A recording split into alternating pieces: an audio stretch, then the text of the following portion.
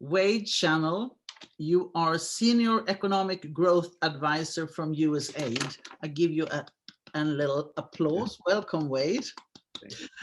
Also welcome to our own amazing Tsiako Abesadze, who is one of the founders of WIFT Georgia and WIFT Caucasus, and also a board member of WIFT International. But before I say a little more about your talk today, I would like to encourage everyone who are now listening to write your name and where you're from in the chat field so we know who's here. And you have to write questions in the Q&A box for Wade and Tsiako, because they will open up for Q&A in the end. But today we're going to share and take part of, Tsiako and Wade met 3 years ago, and they started a conversation that is still ongoing. And today we have the pleasure to take part of it. So the stage is yours. Thank you so much, Helen, for your introduction. I am very honored to moderate this webinar today with such a great team who supports women in their careers. And thank you, Mr. Wade, being here today. I'm very honored being and moderate this webinar with you. And I'm very honored having such a friend you are who supports women in their careers. And I'm sure we will have a beautiful webinar today. And just to shortly introduce yourself, Mr. Wade is a professor at the George Washington University as well. He has lived in Brazil, Guinea-Bissau, Croatia, and Belgium, and has worked in more than 50 other countries on 5 continents. So thank you, and hope that today we will have lots of questions to us. And just keep in mind that 30 minutes we will talk, and after 30 minutes we will have a place for you to ask questions, and we will try to answer all of them for today. Thank you. Before we start going and talk about our today's topic, I would like to start asking some personal aspects to you, Mr. Wade. As I have already mentioned, you have a very diverse experience in different parts of the world. And what is the difference, and what are common issues about gender in different cultures? Great, thank you. First, let me join the Mutual Admiration Society and say it's so great to be here. If those of you who have worked with Tsiako know why I work with Tsiako. Just great working and getting to know her. And let me just drop this. How in the world do I meet this woman from Georgia when I'm sitting in Washington working for USAID? We had a competition for funds, and she submitted a proposal for a grant funding. And I love the proposal. It wasn't quite right for the particular funding opportunity, but I saw it and I thought amazing things. So I sent her some resources that I thought would be really useful, and she'd say thank you, and I'd never hear from her again. But instead, 6 months after I sent her these resources of people she should contact and so on, and some fairly big names, I get this back. Oh, I contacted them. So-and-so is going to speak at our board meeting. I'm now involved with this group and that group. I think this woman's amazing. She knows what she's doing. I never met her, no idea who she was. And so we've been in touch ever since, because one of the things I will see, I'll just throw out right now, I work on behavior change, developing countries trying to look at better ways of doing things for better prosperity for all. And that comes down to changing the way we think and what we do. And I have found film is so underutilized in our work. I'm a big believer in the use of film as storytelling, as a way of opening up new possibilities and new horizons. But anyway, to your question, I have had the privilege of, I've now counted, I've updated my list. I've been in more than 75 countries, and I see beauty in all of them. But I also see the commonalities I see are in every country I've ever lived in or worked in. Women are an underclass, quite frankly. We live in a sexist, misogynistic world, and that is universal, and it is tragic, and it has to change. It takes on different structures in different places. There are some countries where the gender-based violence is just horrific. Globally, one out of three women living today has experienced some form of physical or sexual violence at the hands of a man. I just, there are some countries that do better. I'm sorry, better is zero. Zero is the goal here. And we're a long way from that. And some places are just horrific, so it's worse. There are places where women have a greater role in society, and you see really good things coming from that. And yet, even there, you will find a difference in wage gaps, a difference in honor. You see what my older friends like to tell me, and I say older, I'm 65, just so you know. I know I don't look it, thank you, but I have found that like professionals my age, and they talk about death by 1,000 paper cuts. It's not the sexual harassment, it's the being interrupted, ignored, assuming if they walk into a room with the man who's 20 years younger, that the man is in charge and they're the secretary or something of that. We have so many biases that continue to infect our human relationships. Yeah. And thank you so much for this answer, and thank you for letting us know all this data which you have presented just now. And I still will continue some personal questions. And why did you decide, like, you see the problems now, but what was your motivation in 2013, as I know, like when you decided to switch your career and to support women and to start working on gender issues, and what changed your life goal, and what changed yourself in 2013? I appreciate that. There's a lot of irony in this question because a change was taking place, but my career change was not my choice originally. And this is one of those things where what happens in life can really better you, whether you like it or not. I had begun paying attention to gender issues back in the 90s, not 90s, sorry, 2000s. I went to a very traditional country in 2007 to do a study, and I was asked to look at gender issues. I thought, yeah, fine, we'll ask about women. I had no idea what that meant. And then I get there and I start hearing statistics, and I hear of women being left out, and I hear that only half of the girl children born are ever even registered. Why bother? They're not even persons. I hear about very high levels of interpersonal violence within marriage. And I'm appalled. Some of that is the cliche, yes, I have daughters. But you can be ignorant with daughters. You can be gender blind with daughters as well as with sons. And so I started paying attention, but eventually in 2013, the head of my office decided that my position was no longer needed, so she ended it. But she felt really bad about it, and she checked around the agency to see what openings there might be. And sure enough, the gender office was looking for someone who understood economic growth. And I found it intriguing. I thought, okay, great. So I joined in 2013, frankly, pretty unprepared. I had my idea. I worked on business environment reforms, the things that make it easier to run a business, right? And so people can make a decent living wherever they are, not become economic refugees. So I'm thinking, okay, so the gender side of that is better laws and regulations on business for women, only to discover that a Rubik's Cube, sort of a moving, living Rubik's Cube, where it wasn't just economic empowerment, but political and social and educational and health and so many aspects. And I became not just intellectually fascinated, but as I did the studies, it broke my heart. It's not the world I want my daughters growing up in and my new granddaughter growing up in. And instead of it being something I do, it's something I've become. I am a major believer. Well, okay, it took me a few years, but I finally claimed the title feminist. I am a dedicated feminist. And I am really glad to be here. I think I've told you this, Tsiako, but I often laugh. I wasn't destined to be here. In my cultural upbringing in the deep south of the US, I should have been a nationalist, sexist, racist, homophobic, elitist.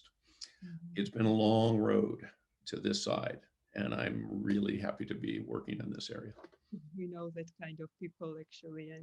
And one just quote what I wanted to mention, and I felt like I told you previously, is that There is such a beautiful words from Dale Carnegie, who is a writer of a very, very beautiful book about how to get the friends. And he just quotes there, if you want to make a change, change yourself first. And when I just listen to you all the time, I feel that it, like this um, life moment when you changed your career and connected to gender issues, it was a huge decision and it changed a lot into you first, and then I'm sure while you change your thoughts and your vision, then you can change the world. And that's why we are here today, because I feel that you are a great supporter and great person who can change a lot to support women in different parts of the world. And now it's time to ask you our main question, what this webinar is about today. And it's how can we articulate and challenge the role of men in fighting gender equality. So what is... Well, I like the way you've combined that with your Dale Carnegie quote, because somebody once asked me, what's the hardest part of being a man working on gender issues? Because people think, oh, it's a woman's issue, like racial issues. Oh, that's for other races. It's not for me. Now, not true. But the first thing is looking in the mirror and asking myself, where do I fit in? Where am I a problem? Where am I a solution? Somebody asked me that question. And my first response was, well, yeah, it's really working with economists who just don't seem to. And then no, wait a second. That is not the biggest problem I have. The biggest problem I have is looking in the mirror and recognizing that there is a continuum of denigration. There's a culture of denigration of women, universal, historically robust, unfortunately. And at one end is Me Too, it's Harvey Weinstein. And most men can honestly say and appropriately say, hey, I'm no Harvey Weinstein. But what about at the other end, the ignoring, the not paying attention to, the passing over, the interrupting, or just the stupid flirtatious comment to a professional who happens to be very attractive to you. So you make a comment about how attractive she is, and what she wants to talk to you about is economic theory. And most of us have stepped over that line somewhere. I among them. I was raised that way. That said, I think part of what we need to understand as men, as we become aware of these issues, is the importance of becoming allies, not heroes, not superior. Oh, don't worry your head about that discrimination, honey. I'll take care of it. Oh, great, thanks. I mean, I've had women point out to me, wait, we don't need a savior here. We don't need a hero. We need a friend. We need an ally. And that's a switch when you are raised, and let's face it, you probably are not going to be surprised by this. I am raised in white privilege. I am a white, Southern Christian privileged man. I was raised as a superior. I was raised that I am better than you. And I didn't always get that. I didn't always know it, but I see it. It comes out in different ways. That takes work. We have to get over that. And I think the biggest thing that we men can do is ask questions and not show up with answers. I totally agree on that. And just to use one thing like about the powers we were talking about also previously, that power has responsibilities. You mentioned that in our talk. And just to say, films like in general has lots of powers in the world, like they are changing the entire world and entire stereotypes in everywhere. And if we just move and if we think about this film history, what should be done? Like how can films change them? How can we somehow make this power on a right direction, and how can we use this? Well, I'm going to start personally again.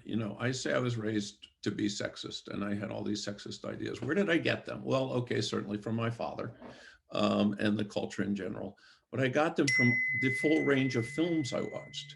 And those were movies and TV shows and even commercials. I can still sing the songs of the Virginia Slim. You've come a long way, baby, because you've got cigarettes tonight. Good luck. You can get cancer along with men using your own cigarette. But there were just these stereotypes of subservience in all the movies. All the heroes were certain types of heroes. They were macho. I was raised on, my dad really bought into the James Bond ethos of this, you know, detached man who attracted women, and basically they were all disposable. He gets married in one, but she gets killed and he goes back to his normal lifestyle. It's very damaging, very damaging. That James Bond ethos destroyed my father, and it has done a lot of damage in my own life. The stories influenced me, and they still do. So that when I saw the autobiography of Miss Jane Pittman in what, 1974, it blew me away. I saw a world that I did not know was out there. I started reading the comedy of Dick Gregory, who helped me understand the racism that I had grown up in. I heard a song by the Imperials in 1969 called "This Is My Country Too." Some people say I don't have the right to say it's my country. And they were making a declaration. I didn't know they'd been left out. I was blind to it. And so music and story and film opened me up. When I think of WIFTI, I think this is a group, an international group of storytellers. And what stories are we telling? Are we continuing the stereotypes? Are we challenging them? Are we laughing at them? Are we provoking? You know, I won't offer one way to do it, but I've seen so many wonderful things done in film. When it's too preachy and didactic, nobody wants to pay attention. Nobody's going to watch that. You know, I grew up in a Christian background. Christian films, sorry if you're part of the Christian film industry as well, often are just so preachy. They're just, nobody's going to watch them. It just doesn't work. But, you know, other things are happening. And I think of a wonderful film, and I'm really proud that USAID was the financial sponsor of this. In Afghanistan, there's a TV show. It's a sitcom, and it is a comedy. It's called Roya. And it's about a young woman. She's 18 or 19. She's finished high school, which would be normal for someone in this position. And she wants to get a job. And you get her stereotypical patriarchal brother, more so than her father, who says, "Oh, you can't do that. It's a disgrace to the family." And the father is worrying about it, and the mother and the men in the office, they're all coming up with things. And you are laughing throughout. But what are you laughing at? You're laughing at yourself. You're laughing at the culture. And, you know, it's one of those.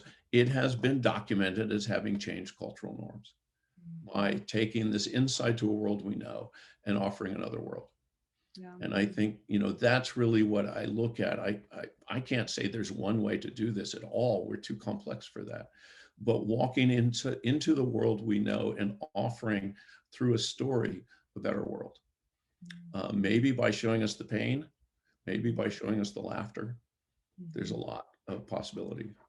Thank you for your honesty. I really do appreciate all the time when you start talking from yourself first. Like, you don't say that there is a problem, but you solve it. And that's why we connected. When we met each other, we said that we just don't talk, we just solve problems, we just do it. And that's the most important in this world, just to do what you feel has to be done from you and by you. And the next question is about, like, what would you recommend to the other men as a person and as a man also, to somehow start thinking how to support women in their careers, and what is your personal key secret to all of them?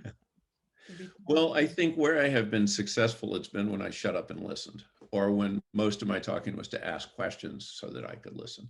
And I think that's just, I mean, that's cliche, but it's a cliche we need to keep on, because so many of us just don't listen. And, you know, we joke about mansplaining, right? Let me explain mansplaining to you, right? Now, you guys, you know, Rebecca Solnit came up with this.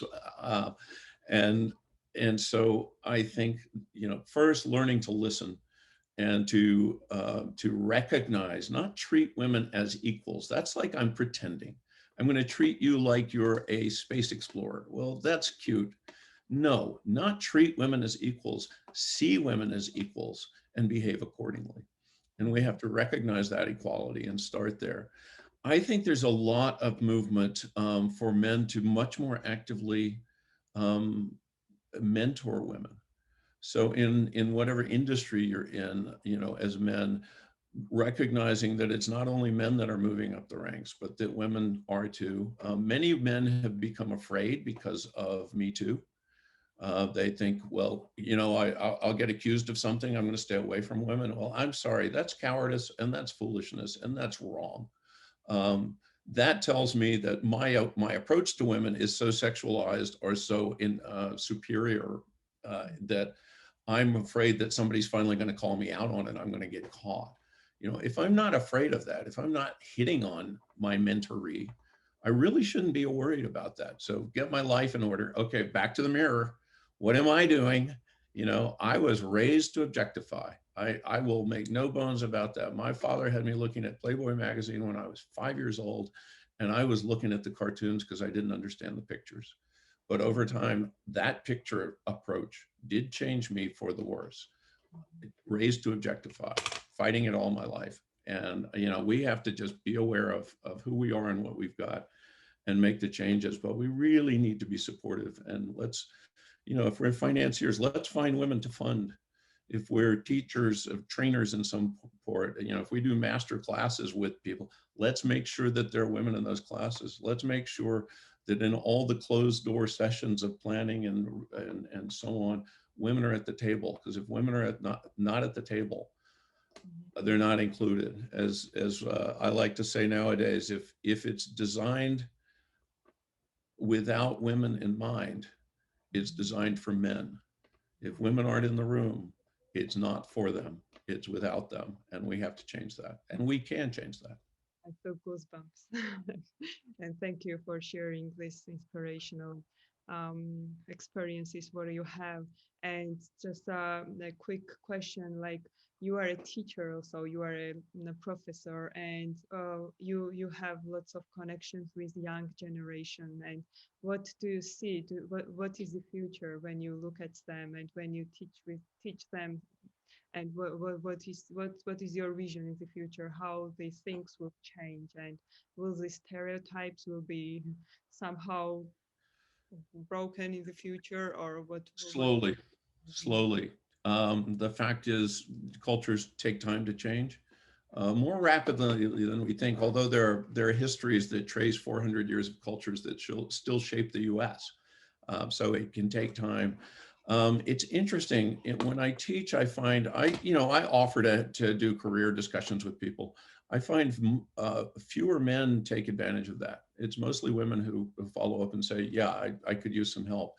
Until men learn that, one, they need help, and two, that it's not inappropriate to ask for help. We got some trouble in trying to change these things. But where I really see power is in culture and media. I mean, you're changing us. And I look to you. I don't know who produced all the films that I'm going to talk about, but for right now, let me give you one person. Jessica Chastain has been shown as the captain of a spaceship. She has been shown as a Holocaust resistance fighter saving children. So the first one was the Alien. The second is Zookeeper's Wife. And the third one recently, Ava. She shows that she can be a kick-ass assassin just as well as men. I'm going to raise a question for everyone there. How much of that do we want?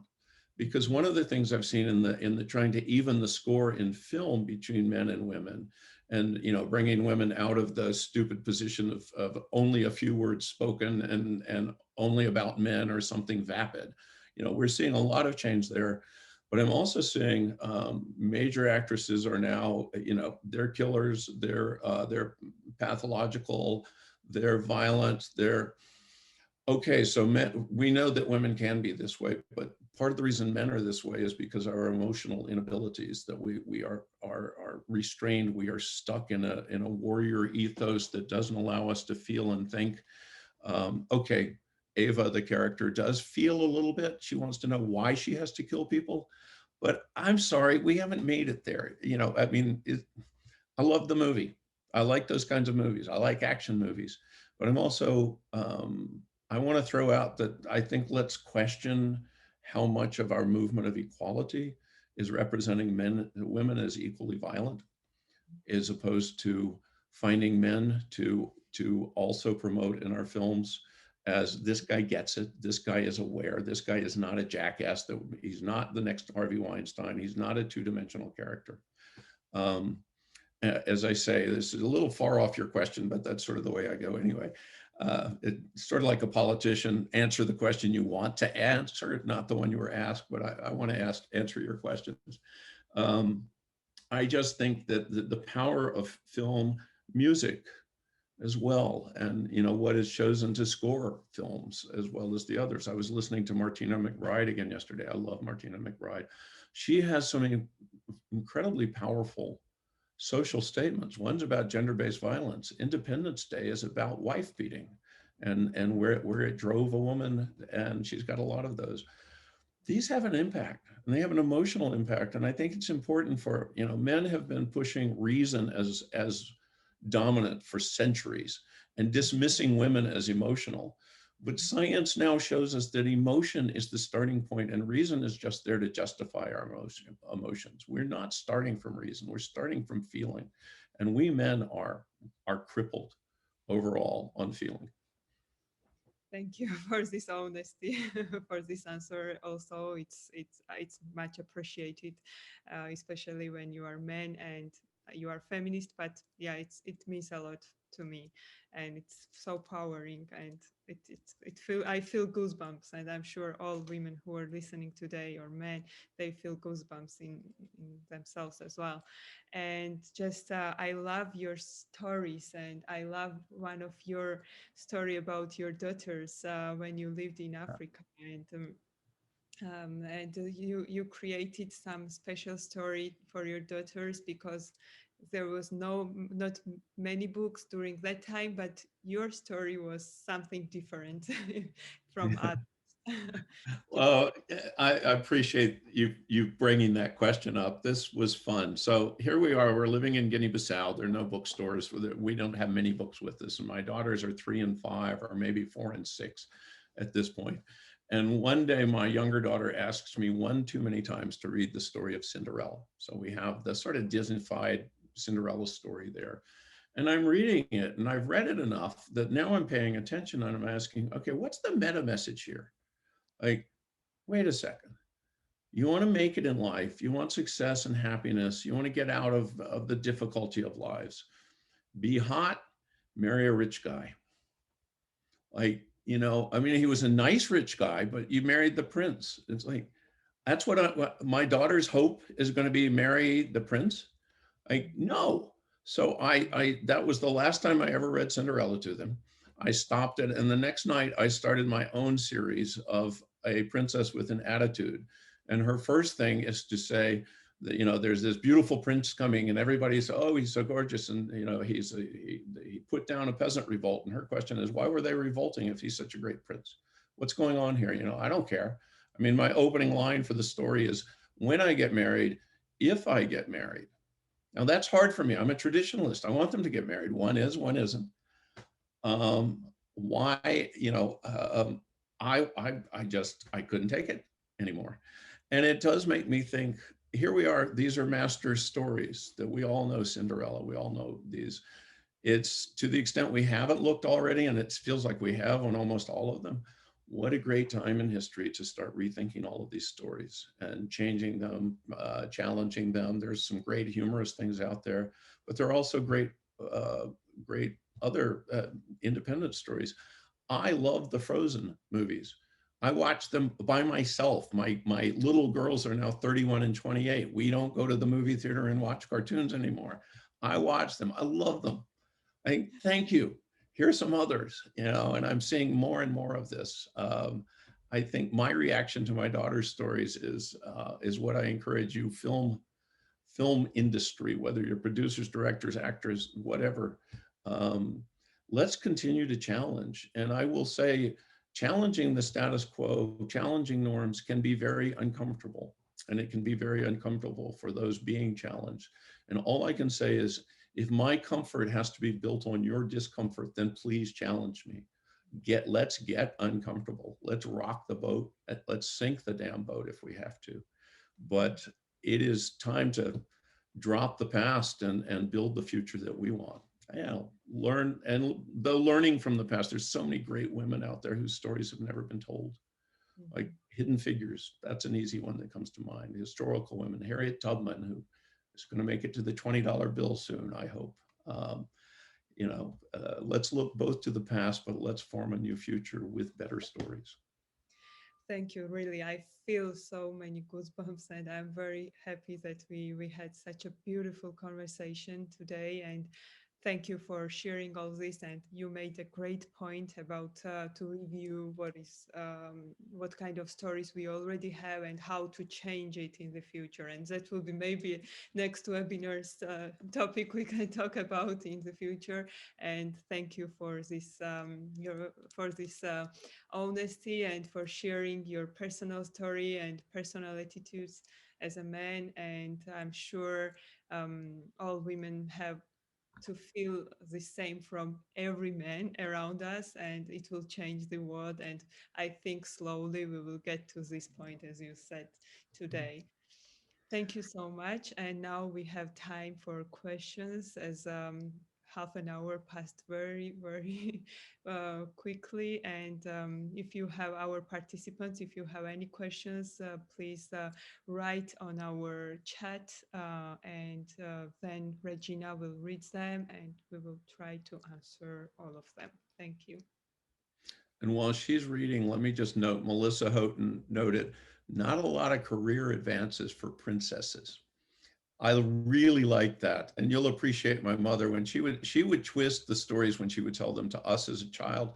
And when she told Cinderella, she would wait, and my sister would be very interested. And she'd say, and then Cinderella married the prince and had to clean the whole castle. So at least I come from a good twisted sense of humor where we can challenge some of these stereotypes. But yeah, not a lot of career advancement for a princess. That's totally correct. Like that was the reality, yeah. And how still we do have this kind of things happening around us, and we don't realize how many stereotypes are around us all the time. And yeah. So thank you so much for this note. And Regina, maybe you will join us now. Yes, I'll come in here. Hello, everybody. I'll just bring in your questions. I'll be your voice to our two panelists. Thank you so much for the conversation so far and for your questions. We have a couple sort of about the wider issues and maybe your personal growth, Wade, but also some film specific questions later on. So I'll take the sort of wider questions on gender equality first. Wade, what has been the hardest part for you to confront in yourself, being a man working with gender equality? Well,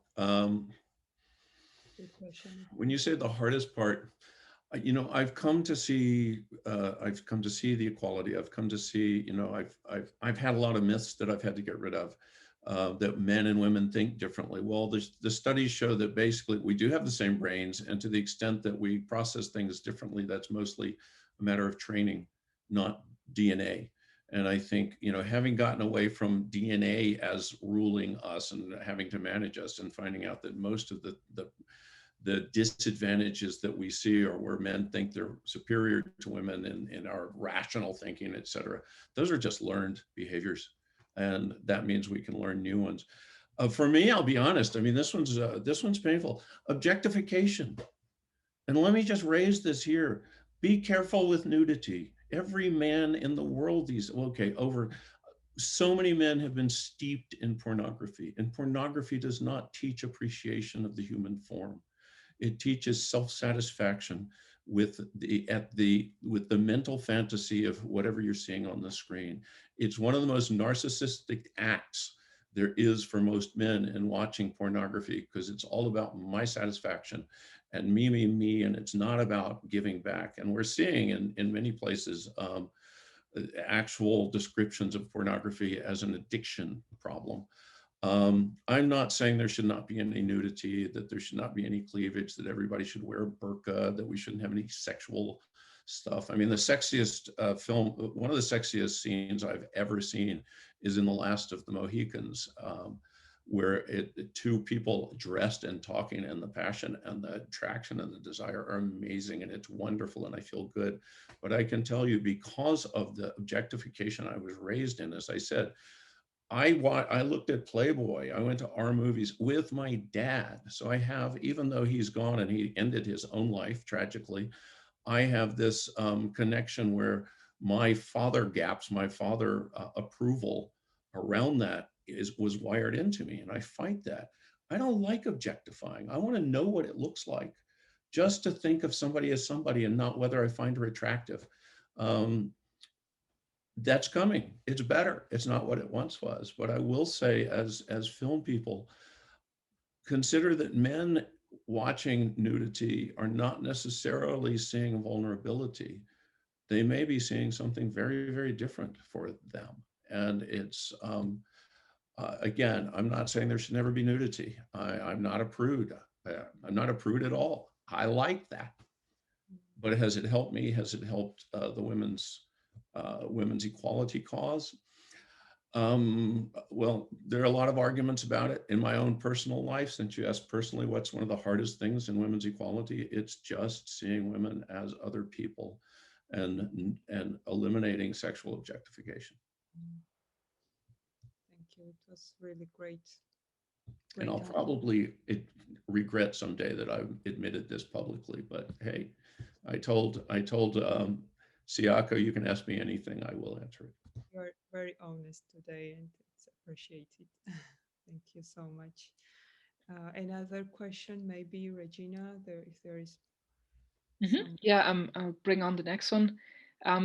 Wade, what sort of reactions have you gotten from other men who are not feminists when you speak like this, like you've done now in this webinar, when you really openly criticize our predominant culture? And how do you tackle such negative reactions when you get them? I appreciate that. I'd say I get three basic reactions. One is silence, right? I think we're all used to that. It's uncomfortable. Let's not talk about it. Number two is, I rarely, but occasionally I get people who say, what, I either agree with you or I'd like to know more, or so on. But I often get pushback, and it's often humorous. I had a friend who, when I joined this team, he said, "Oh, we should go get a beer sometime." He said, "Oh, what? No, sorry, never mind. Not a beer for you. We'll get a Chablis." And I, because that's supposedly more feminine to drink Chablis. I joked back with him. I said, no, you don't understand. I can drink anything I want as long as there's an umbrella in it, which is just stupid, obviously. And we're both looking at the stupidity of this. It turns out I have invited him to a feminist happy hour, and he has come. He's got a long way to go. I get pushback in different ways.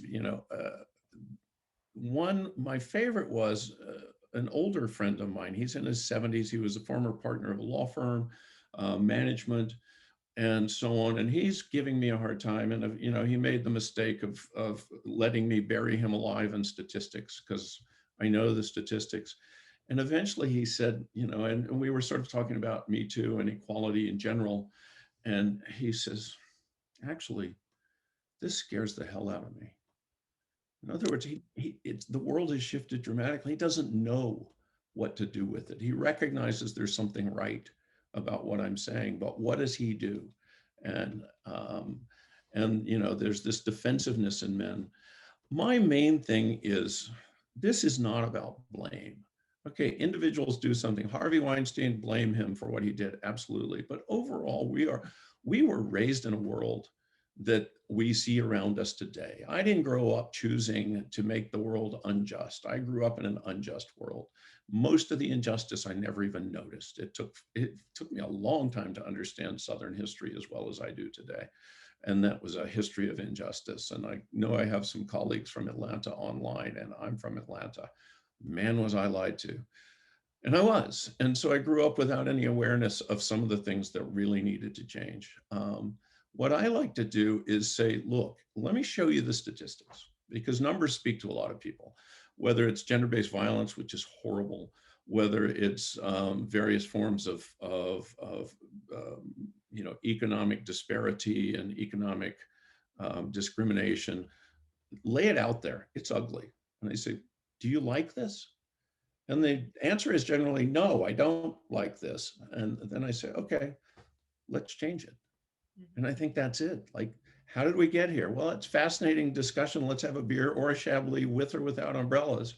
And let's talk about how did we get here? What are the blames? There's some great histories coming out. There's something on gender inequality and the political arena and so on. I mean, some fantastic stuff. But at the end of the day, it's, do you like this picture? If you don't, great, let's change it. And that's what I want to encourage, men to who don't like the picture to say, okay, what is my part? What can I do differently? Is it the way I'm treating women generally? So we get that done. How am I working in the office place? How am I reacting to women elsewhere? So some of that's just very basically personal, but some of it's institutional. We work with companies, male-dominant companies now at USAID, to help them change their human resources practices and policies because they have eliminated women historically. As I said, if it's not designed with women in mind, it's designed for men, and most HR systems are designed for men. So if you want more women, you have to go change the institution. So whether it's personal or institutional, I like for us to think about what we can do differently. And just a quick note, I'm a woman and I drink beer. So, You're on. Okay. Thank you so much. For next question, maybe Regina. Yes, we have one question from Melissa Houghton from Washington. What are the change points you see in the system, Wade? How do we keep this from movement of the month to look good to actual change? Wow, that is such a Washington question and a recognition. In Washington, issues are a form of entertainment. We will jump from the cause du jour, and that was great. And we'll go to all the lunches and everything, and then we jump to the next cause du jour. There was a study that came out a while back looking at feminist success in the US of, changing things, whether it's laws or I forget the particular issue that they were looking at. And they found one common denominator was an organization dedicated to that change for the long term. Whether it was National Organization of Women or some smaller group focusing on something, or Mothers Against Drunk Drivers, lots of them. We do have to we have to recognize, one, that policy discussions are a form of attention deficit disorder. The public, at least in Washington, we've got ADD, if not ADHD, when it comes to these issues. This is the point where we try to get into the institutional structures, the HR policies, the official policies. We're getting wonderful comments, right? And let's look at Black Lives Matter. Wonderful comments are being made. People are saying, oh, we must do something. Well, that means changing laws, regulations, monitoring and evaluation. It means that we have to have numbers and statistics and pay attention. In the development community, we love statistics, but we don't bother to sex disaggregate the statistics. So we get, gross domestic product. We have no idea what the gap is between women and men because we haven't bothered to measure it, and it's big. So, how do we institutionalize? Well, it's not a simple answer. It's not a simple question, but it's a time for us to raise questions, to keep the pressure on, to keep going back. One of my African-American friends has expressed, how often you get a big event and suddenly there's all this outpouring and we have to be more understanding, and then it goes away. Where are the discussions? What are the discussions? What has changed? A moment changed. And maybe we're all a little more aware. Yeah, well, that's great. Awareness is lovely, but if my behavior hasn't changed, my awareness is basically worthless. So we have to, within our own areas, find those different places to push for the change and to challenge and to question and to be annoying. 1974, I took a speech class in college. And I wanted to do a speech on racism and things like, flesh tone Band-Aids. They were all white flesh tone. They were Caucasian. And my speech professor says, this is 1974, mind you. This is 6 years after Martin Luther King was murdered. And he says, yeah, people are bored with that. That's just really not such a big issue anymore. Well, let them be bored. Let's change it. And by the way, most of the changes happen while nobody's looking. Let's get into HR policies. Let's get into asking questions. You know, the big change I want to see is 20 years from now, nobody's asking whether it was a woman or a man, because it doesn't matter, because that's not an issue. I don't think it'll be 20 years, but we got a long way to go. Mm-hmm. Yeah, big changes start with asking questions. I totally agree on that. So, and we have to rethink about it. Thank you. And Regina, are there? I see that there are plenty of questions on our chat. Yes, we can slowly maybe move into the more film-specific questions, but of course it's all interrelated. We have one question. It's a very personal question. You all know how hard it is to make movies in countries with fewer possibilities in the film industry. And additionally to this, psychological violence from powerful men and especially decision makers. What kind of advice can you give to young women? And I think that's a question maybe for both of you. What kind of advice can you give to young women coming into the industry and facing misogyny? Tsiako, why don't you start that one? So first of all, I do have this kind of like issues in my country as well, and it's everywhere, and it's not only in smaller countries, but the industry, like film industry, is more male dominated, and we are trying and fighting against it. And I did have such an issues a lot, but once these men will see you that you are very strong and you are independent and you are not like newcomer who comes and just go and leaves because of the first challenge, I think they will somehow respect you afterwards. So it's a big fight. We are fighting all the time for ourselves, and we do much more than men do in our industry usually. And but once we get stronger and stronger, they are afraid of us, and they do respect us. So that's the most important. Never give up on what you are doing and just keep repeating. That's the most important from my point of view. I really like that. Let me add a couple of things from my perspective. One is make sure you have a community of support, emotional, psychological. Okay, finance is what we're talking about here. So at times, but the fact is bringing about change is hard. Pushback can be ugly. Sometimes it's just frustrating. You need people, but make sure that that you have surrounded yourself with people who understand the fight with you and are there for you, because it's lonely. If you've ever done it, I had sort of a minor whistleblowing thing that I did in this job once. Oh man, people don't appreciate having the whistle blown on them. It was ugly. It still brings back painful memories, but I was surrounded by a group and I was working with that group to make the change. It made all the difference in the world. I think too, different areas of pushback. When you're pitching something, what is it that the person you're pitching to wants to buy? Don't sell them what you want, sell them what they want. And part of that pitching, as we now see, and now we got the stats for it, thank God for some of these, for Wonder Woman, blew out the box office. Oh, well, movies that feature women don't make money. Oh yeah? Well, I bet that guy would have loved to have had a piece of the Wonder Woman franchise. A lot of men are that what they want to hear is, this is going to make you money, or this is going to have this impact. It's like, do have the business case. I wish everybody just responded to the human rights and the justice and the fairness issues, but we don't. I mean, we say, oh, that's a shame. But when I find out it's costing me money, it's more than a shame, it's a cause. Mm-hmm. So I think, we need to be aware of those things. And recognize that change is slow, recognize that we're doing something. There's a proverb I like, there are only two good times to plant a tree. The best possible time to plant a tree is 20 years ago. The next best is today.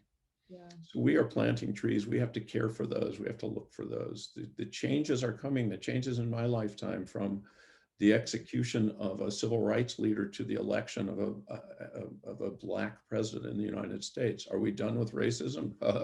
No. But look at that. That took 40 years. Some of this can be faster, and you storytellers can help accelerate it. And that was a good point about supporters. I think that you, like for me personally, Helen, Wade, and these people around me, like Wade, Wade is the biggest supporter for me, like who really believes in me. Like somehow you need this kind of beliefs. Otherwise you get tons of rejections all the time. And sometimes you are like almost giving up everything. So once you have someone who believes in you, you just do for these people, you know, and you are not alone. And so try to find the best supporters for yourself. It's also a great tip or I don't know, like great recommendation which you gave. Great, thank you so much. I'll move on to the next question Yes, from please. oh yeah, wait, is there more? No. One question from Osnat Bukovse from Israel.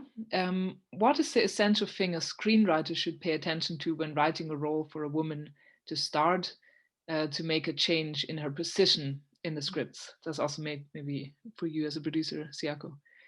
You might have some ideas on that. So what is the essential thing a screenwriter should pay attention to when writing a role for a woman to start to make change in her position in the scripts? So depends on who is writing, like men or women. So I think that you have to, first of all, you have to make a research and ask feminist persons around you what kind of stereotypes. I'm very afraid of this usually because there are so many stereotypes in me, even like everyday life, and sometimes you don't even realize these stereotypes are in you and you don't realize that it's a stereotype and not reality. And so I would recommend you to consult with feminist persons whom you are trust with. And I think then, like today, women protagonists and women-driven projects are very popular, and all kind of organizations and bigger studios are fighting, like somehow trying to fight to get more women-driven projects. And I think it will be a right decision to make a real hero which will be made by you and some other feminist friends who will help you to work on the character. What do you think, Wade? What is? Yeah, I haven't had the experience in this, obviously. I'm a bureaucrat, not a film writer. But I think one of the things that I look for, I would say write her as an equal. When she makes comments, her roles in the film are not as a surprise princess or somebody who's, you know, I mean, they're frail people, fine, keep the frail people. We want that. I thought the movie about the New York Times with Meryl Streep, showing her as this very undecided woman, was fantastic, and she grows into the authority she's given. But I would say overall, have your women speaking as equals with men and always adding to the substance, not the you know, whipping post, not the disposable, not the silly woman. And if there is a silly woman in your scripts, she's silly because she's manipulating men because they're too stupid to realize that she's actually knows what she's doing, and they're falling for, you know, for a disguise. I also think just my experience of, you know, propaganda versus story. We have to be careful to be real, be honest. Yes, we're pushing for a world that doesn't exist overall, but it does in part. So let's stay true to that, not get too, you know, too pushy. I mean, I don't want to say pushy here. I just occasionally in sitcoms and things like that over the years, I've seen an assembly of people that would actually not get together. And I stop at that. And yet there are other people who don't know that, and they're saying, it's normal for us to get together. So it's not a bright line rule here of don't do this. We're trying to offer something different. But I think staying honest and vulnerable. But you know, the women that are, if they are speaking with the same authority or more authority than the male characters, so that people are paying attention to them, and then write the man's part to pay attention to them and not ignore them. Mm-hmm. So that's a great suggestion. Any more questions, Regina? Because we have 7 minutes left. Let's take 2 more questions, maybe. We have one more. That sort of was tying into what you just said, Wade. If you were putting together a discussion group for change, who would you include? I like this, and I will recommend you look into the whole systems in a room approach, which we do on institutional change. If we're looking at change, we want to get all of the people whose actions and activities matter, that they know, that they're voicing something. Let's not get together a group of men like Saturday Night Live did. They had a fake panel of women's issues, and it was all men. And you talk about sexist, and it's very funny. I can't ever use it in presentations because it's so offensive. But it reminds me, I don't want that group. I don't want to be on that panel.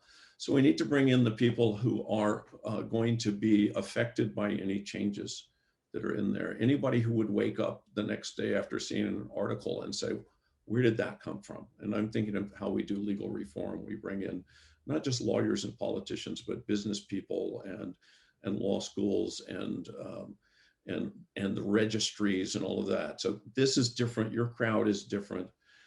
What I think has a big impact on many is, without being preachy, hearing the stories that women are sharing now that you can't ignore at these numbers. Helen Reddy aside, I Am Woman, Hear Me Roar in numbers too large to ignore. She actually had something with that song, having those numbers, but it's that hearing these voices, it matters. And I would also say within it's not the actual answer to the question, but one of the things that had a big effect on me once was I participated in a workshop, and one of the questions we had was, I want you to think back to the first time in your life when you were told, you can't do that because you're and if you're a man, you're a boy, girls don't do that. You're a girl, boys don't, only girls don't do that. Boys don't do that. You can't do that because of your gender. And it's amazing. You start seeing that we've all lost. And I think that's part of the message. For me, my future goal is to work more with men, because this is not just men versus women. We men are killing ourselves. And women are, have bought into a lot of this as well, the stereotypes and so on that we all share and are starting to challenge.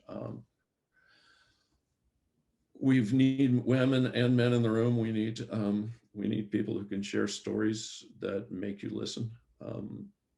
And if production assistants or just producers, it's no good if somebody takes a hard line at the top and nobody at the bottom is actually encouraged to be part of that. They're not heard, they're not listened to.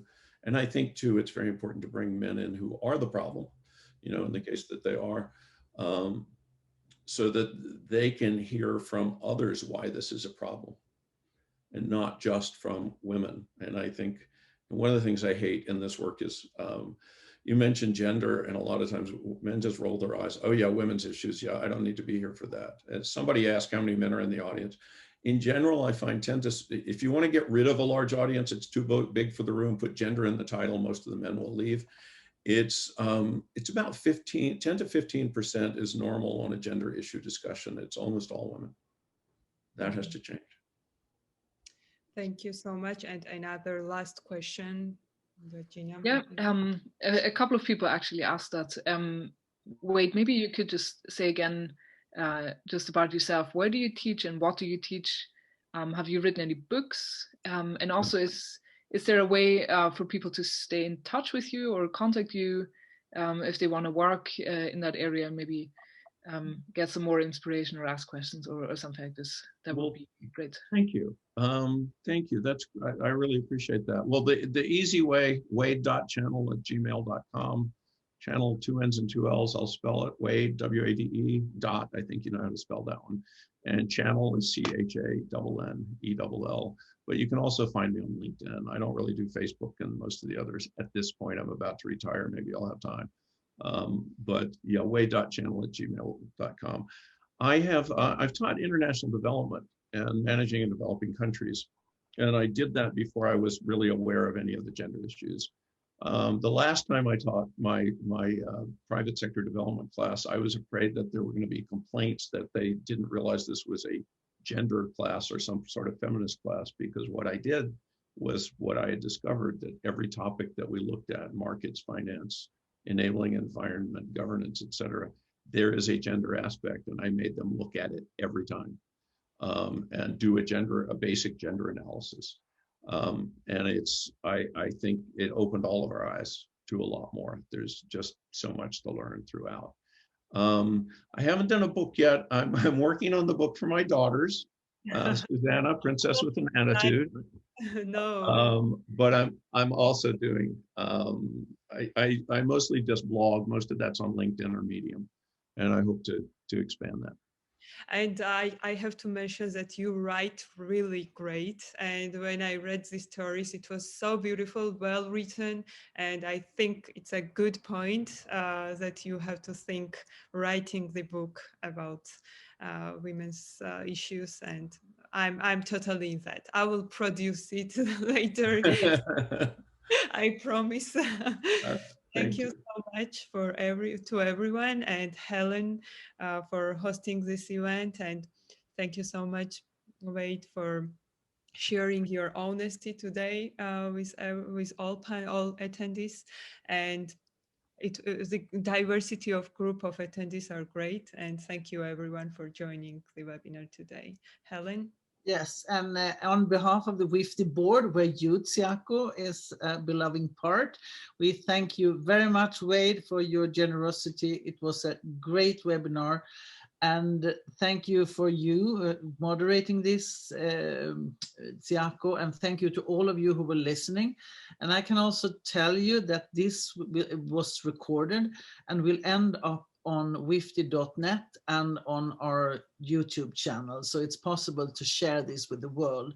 So thanks a lot and take care out there. We meet again in May, where we will have a webinar from Bangladesh. See you then. Thank you so much, Helen. Bye. Regina, thank you so much for your great support and great work. Thank you. Thank you, everyone.